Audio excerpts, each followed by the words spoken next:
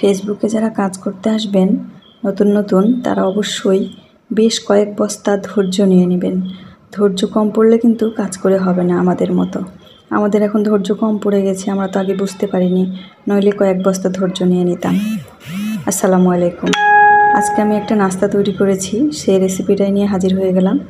প্রথমে আমি এখানে নিয়েছি জিরে আর ধনে আর এটা হচ্ছে গোলমরিচ, 1 চামচ করে আছে। এটা একটু মোটা মোটা করে বেটে নিলাম, বেটে রেখে দিলাম এক সাইড করে। এখন আমি এটা হচ্ছে মুরগির বুকের অংশ, মাংসের অংশ আর কি। এটা আমি ছোটো ছোটো করে কেটে একটু ব্লেন্ডারে দিয়ে কিমা করে নেব। কিমা করা হয়ে গেছে দেখতেই পাচ্ছেন। এখন আমি এটা হচ্ছে কাঁচা মরিচ, কিন্তু একটু পেকে গেছে, এই মরিচটাই আমি নিয়েছি। এটাকে আমি কেচি দিয়ে এভাবে ছোটো ছোটো করে কেটে নিচ্ছি। কেচি দিয়ে কাটলে কি হয়, আমার কাছে একটু সুবিধা হয়, হাতে একটুকুও কিন্তু ঝাল লাগে না।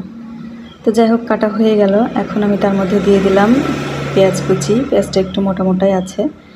আর দিয়ে দিলাম সেই মশলা থেকে 1 চামচ মশলা, আর দিয়ে দিলাম চিলি ফ্লেক্স, লবণ, আর দিয়ে দিলাম এখন হলুদ, একদম অল্প একটু হলুদ। আর দিয়ে দিয়েছি আমি আদা রসুন জিরে বাটা থেকে 1/2 চামচ, আর দিয়ে দিলাম 1 চামচ কর্নফ্লাওয়ার। এখন আমি এটাকে ভালো করে হাত দিয়ে মিশিয়ে নেব। এটা কিন্তু একদমই সহজ কাজ, কোনো কঠিন কাজ নেই। এভাবে একটু নেড়ে চেড়ে মিশিয়ে নিলেই কিন্তু রেডি হয়ে যাবে।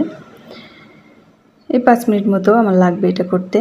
এভাবে একটু ধৈর্য সহকারে করে নেবেন। এই যে হয়ে গেছে। এখন আমি নাস্তাটা বানিয়ে নেব এইভাবে হাত দিয়ে। এটা কিন্তু আপনার ইচ্ছা মতো বানাতে পারেন আপনি। আমি আজকে এইভাবে বানিয়েছি।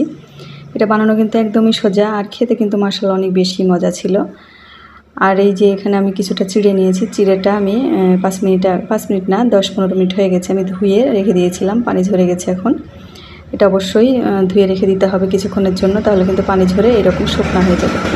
এখন আমি সেই মশলা থেকে 1 চামচ মশলা দিয়ে দিলাম, আর দিয়ে দিলাম চিলি ফ্লেক্স, আর দিয়ে দিলাম একটু লবণ পরিমাপ মতো, দিয়ে একটু মিশিয়ে নিলাম, মানে একটু ঝালঝালা লবণ যেন হয়, তাহলে খেতে ভালো লাগবে। আর এখন যে নাস্তাটা বানিয়ে রাখলাম চিকেনের, সেই নাস্তাটা উপর থেকে একটু গড়িয়ে নিচ্ছি, যেন ওটার গায়ে এভাবে চিড়েটা লেগে যায়। চিড়েটা লেগে গেলে ভাজার পরে কিন্তু চিড়েটা মচমচা হয়ে থাকবে, আর ভেতরটা কিন্তু নরম নরম হবে, খেতে কিন্তু অনেক মজা হবে। একদমই নতুন নাস্তা, আপনারা কিন্তু বানিয়ে ট্রাই করতে পারেন। এই যে সবগুলো আমি বানিয়ে নিয়েছি। এখন আমি কিছুটা তেল গরম করে নিলাম, তার মধ্যে এখন উল্টে পাল্টে মুচমুচে করে ভেজে নেব। চুলাটা কিন্তু এই পর্যায়ে আমার মিডিয়ামে আছে, একদম আস্তেও না জোরেও না, এই পর্যায়ে আছে। এখন আমি কিছুটা টাইম নিয়ে আস্তে আস্তে করে এভাবে ভেজে নিচ্ছি। এই তো ভাজা হয়ে গেলে রেডি হয়ে গেল আমার মজাদার নাস্তাটা। তো যে যেখান থেকে আমার ভিডিওটা দেখছেন সবাইকে অসংখ্য অসংখ্য ধন্যবাদ।